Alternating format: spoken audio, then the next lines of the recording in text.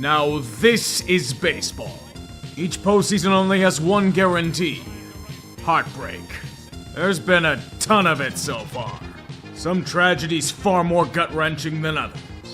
I hope you're into tearjerkers. Besides crying, this gauntlet has offered us everything and then some. Greenhorns emerging from farm systems everywhere to play key roles. Tight contests in most series as a whole. And legends and memories that will be remembered for generations to come. Yet on the road there are 10 teams that failed to make it here. Here is what's etched on their epitaphs. It was most unfortunate that only one team could lose this series. If it were up to most of the sports world, both teams would fail. It would come down to who would manage themselves into a blender. That was Alex Cora. Sorry man, you can't start Garrett Crochet every game. You can't have Aroldis Chapman execute the ultimate troll job each time he's out there. In the end, New York rallied for game 2. But it's fine, they say. Connerly Early will be getting the call. All they need's a chance. There was one problem for the Sox.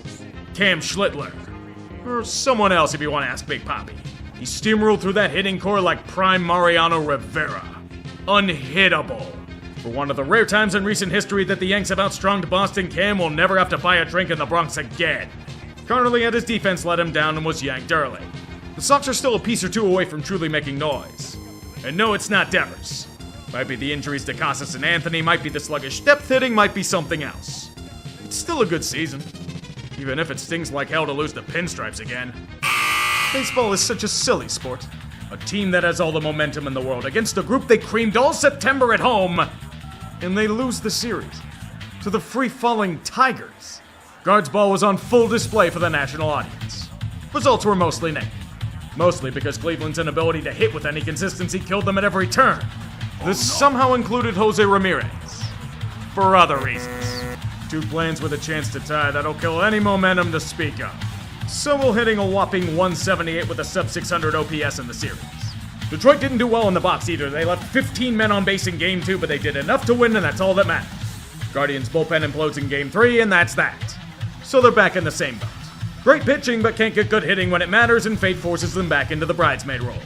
Only one truth is certain. God gives Cleveland his toughest battles. Well, at least you allowed us to laugh at the Mets. Against a real team, one thing became quite obvious. The Reds didn't belong here. At all. The Bats were like an army of Key Bryans. Non-existent. Silenced, stuffed, crushed, whittled down, whatever adjective you want to use, since he was that in this series. They were the bad Ellie here. That includes the hitless man himself. But even for their blatant flaws, their starting pitching really disappointed me. They got shelled by Dodger bats. And Tito's managerial experience didn't do much better. A big game 2 and you're starting Zach Littell? Andrew Abbott and Nick Lodolo were sitting right there ready to go and they were used for a combined 14 pitches? The fuck are you doing, man? You're trying to win or get down to Cancun early. Tito no longer wins by doing nothing. In fact, his age is more than showing. You went all in for this? Doing everything in their power to beat LA yet falling on the first charge? To a team down their best starters? Get revenge on the Dodgers, you couldn't even get fucking close to them. A chorus of elite hitters and they can't do a damn thing. Repeatedly trolled by elite defense at every turn. That, my friends, is how a window starts to fade. Repeated chances to do something, hell, anything to assert themselves yet fail at every opportunity. They dress like LA, but imposter syndrome continues to seep in. The team and their fans are going to blame the series loss on the strikeout of Xander. Don't let them do this. So the umps magically turned Dansby and Nico into prime Ozzie Smith. They started fucking Yu Darvish in Game 3. They made Michael King only pitch 1 inning. They turned Tatis into a complete non-factor at the plate. They made Mike Schultz say fuck it and retire after this shit. Losers. Absolute fucking losers. You know how bad it has to be when I'm defending the Cubs? The right team won this series. What type of question is that, dude? My guy. How do I assess this season? We just lost. How do you think I assess this season? Sometimes overcoming adversity only leads to unspeakable pain. Necromancy for that god-awful September doesn't lead to power. It drives another stake into your heart. The Mariners were an evenly matched opponent, honestly very similar to Detroit, all the way down to hitting around the Mendoza line for the series. And there lies the Tigers' flaw. The bats went ice cold. Embarrassingly so. Look at how they hit with runners in scoring position. Tarek Skubal was dealing, yet they squandered his starts in the end. That alone should have signified doom, but this team had resolve. I got Game 4's furious comeback proved that. Yet it never felt like it was enough. There were plenty of opportunities in Game 5. Could have punched the city in the dick yet again, but sadly can't do much to convert when Kerry Carpenter's the only man consistently hitting the ball. Trading blow for blow with their adversary, but what happened in the end was simply baseball.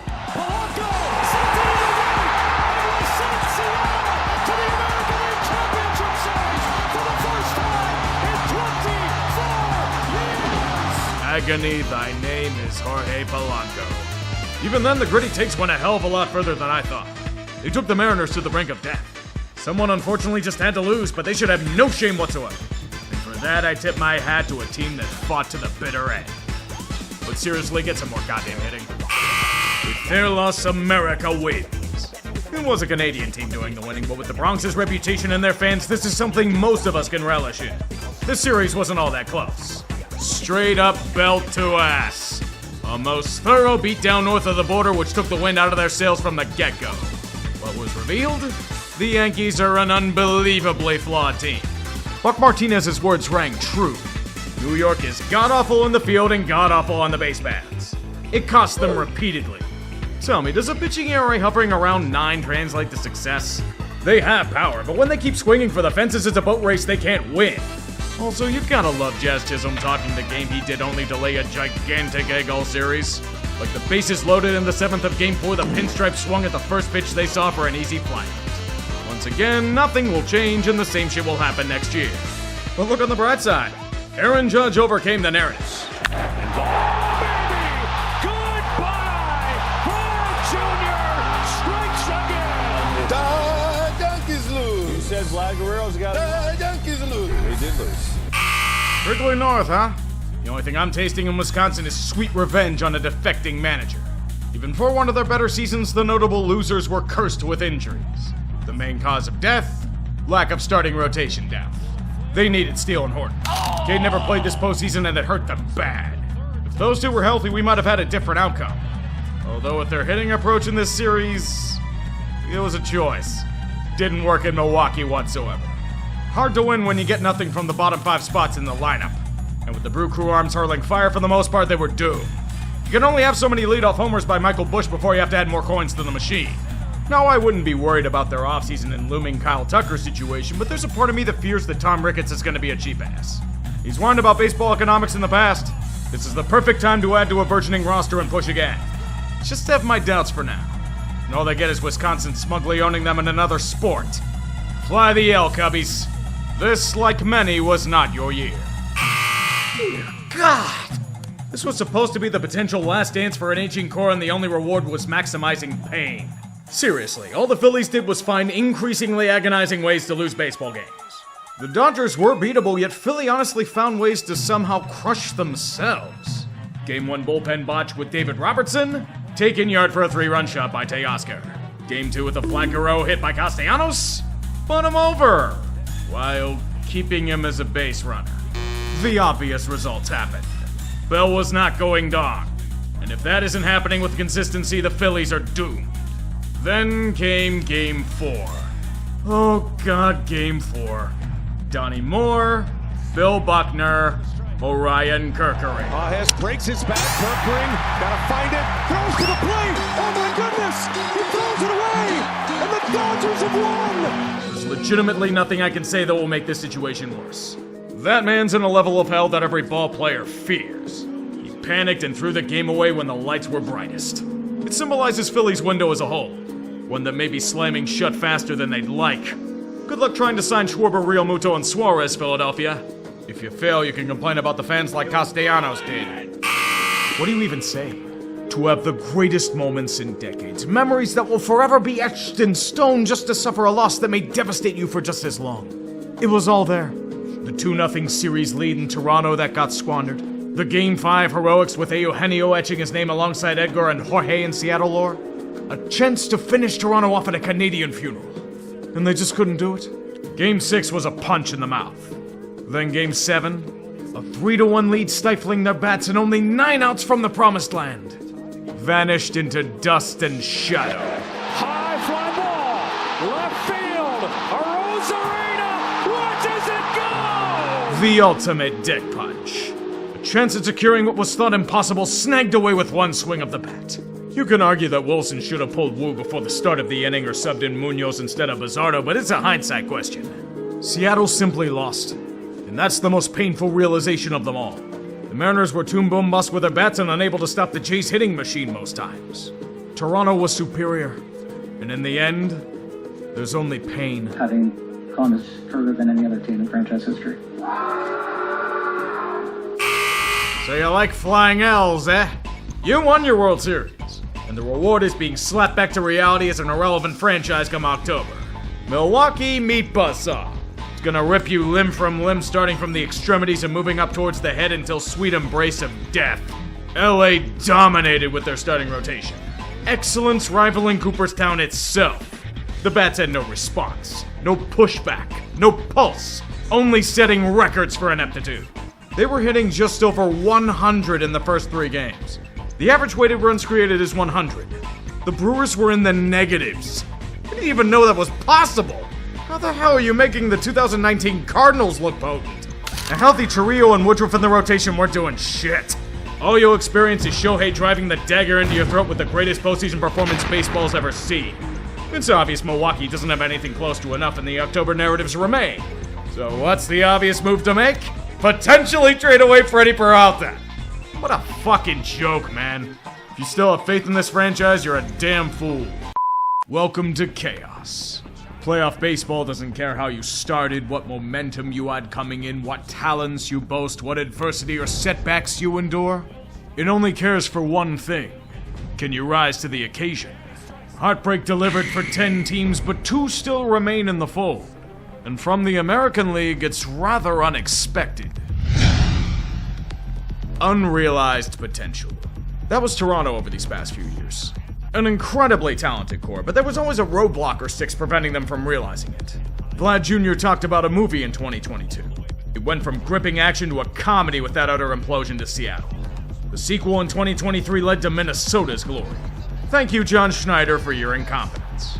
And 2024 was just disaster disguised as a baseball campaign. Everything cratering in on itself in the fires of a seemingly dying window. And it was predictable for how little they did over the offseason. Coming into 2025, it was their lowest point in a supposed powerhouse. Their offseason moves were once again things that came up short, with baffling buys that looked rough on the surface. Vlad Jr. and Bichette were free agents to be, and contract talks were going nowhere. We were wondering where Vlad was going to be after the deadline, for God's sake. Struggling out of the gate well below 500 into May, it wasn't if they cut off heads, it was how many would fall. Sometimes you need to hit rock bottom to find that epiphany. Ever since that point, the Jays have been playing with fire, finally reaching the potential that had been teased but never consistently reached. In a cutthroat AL East, they not only snagged the division from mated pinstripes, they ripped their heart out in the ALDS. That was merely the appetizer. Pulverizing the endless hope Seattle had was a pleasure that few get to partake in. And they've done this without Bichette or Barrios. There's a chance Bo could come back for this series, but he's not the main attraction anymore. That's Vlad Jr. From doubts to determination. Toronto wisened up and paid him what he desired, and that spending has been rewarded with a postseason worthy of song. Following him is the infamous George Springer. Last year was alarming regression. This season was a phoenix rising from the ashes. Not to mention having his own Joey Bats moment registering on the Richter scale. It also comes from the eternally stout everyman Alejandro Kirk behind the backstop. But most of it's from unsung sources. Ernie Clement went from waiver hot potato to a legitimate core piece of the lineup, a defensive wizard and contact machine. Andres Jimenez shaking off a rough season to shine in October. Addison Barger emerging from the farm to secure the hot corner as a J. The dynamite fielding prowess of Dalton Varsho and Miles Straw snagging balls left and right. And securing a corner spot, 30-year-old minor league journeyman Nathan Lucas. Yeah, Anthony Santander's been a dud so far. He's on the playoff roster, but yeah. Also, Tyler Heineman is backup catcher extraordinaire. Isaiah Kiner-Falefa on his second tour of duty as the super utility wunderkind of the roster. If not him, that can also go to Davis Schneider. The starting rotation has had to be worked on in piecemeal. But without Barrios, they haven't skipped much of a beat. When you have Kevin Gossman to rely upon, that top-flight arm isn't much of a downgrade. The Yankees have their Cam Schlittler. Well, Toronto has their own hot prospect in Trey Savage. 3 starts in the regular season. Couldn't tell with how he mowed down pinstripes. Out of Cleveland comes former franchise face Shane Bieber. This is why they brought him in, to solidify the rotation in times like these. Shit, even the immortal Max Scherzer's made an appearance. He's far from what he was, but he can still do a job if needed. Their bullpen has a few key faces. First is Minnesota fireman Louis Varland. The T's nuking is Toronto benefiting from his services. Sir Anthony Dominguez and Mason Fluharty have been called into duty often. Same as Braden Fisher, Chris Bassett, and Eric Lauer. Then comes Jeff Hoffman. He was a mess this season, a gas can through and through. But in October, he's back to his elite Philly form. And it's led them to this moment. Just no Brandon Little, please. John Schneider nearly ran the postseason into the ground, but he was saved from his own doing. The Jays don't just have their own ambitions, they have the hopes of an entire nation on their shoulders. Over 30 years since the Jays have tasted the sweet metallic aftertaste of the Commissioner's Trophy. They honestly remind me a lot of the 2019 Nationals. All the way down to the struggle bus start surging after 2 months in the doldrums and silencing all doubts with an elite run to the championship. I don't know if they have the rotation that team did, but they can finish the deed. Will they though? Well, they are strong, their adversary's Goliath. If you were to ask anyone who followed baseball back in February, they had one answer as to who would win the World Series this year. The Dodgers. And it was understandable as to why. Take a dominating, uncontested World Series champion and add even more greatness to it. Their offseason splurge had ripple effects throughout baseball. All the names, all the star power, all the deferred money decades in the future. The cries throughout baseball were relentless as Dodger Blue lived rent-free in their heads. This is why you play the games. Their road here has been anything but smooth.